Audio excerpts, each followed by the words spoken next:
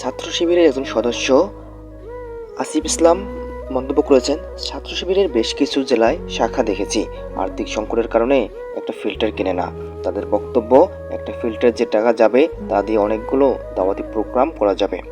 ঊর্ধ্বতন ধার্য দেওয়া পর শাখা চলতেই কষ্ট হয়। অনেক কষ্টে একটা ফ্রিজ কিনেছি, ফিল্টার তো বিলাসিতা।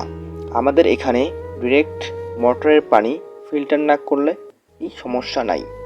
ছাত্র শিবিরের আয়ের উৎস হলো আমাদের কারো 2-4টা মিল অফ করে রাখা টাকা, কারো টিউশনির টাকা একটা অংশ, কারো পরিবারের মাসিক খরচের একটা অংশ।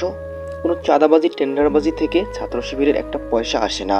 আমাদের শুভাকাঙ্ক্ষীরা সন্তানকে একটু কম টাকা জামা পরিয়ে আমাদেরকে টাকা দেন ছাত্র কল্যাণমূলক কাজ করার জন্য।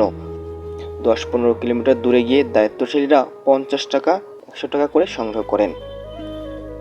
সেই কষ্টের টাকা কেনা ফিল্টার আপনারা এভাবে নষ্ট করবেন? এ কেমন মানসিকতা আপনাদের?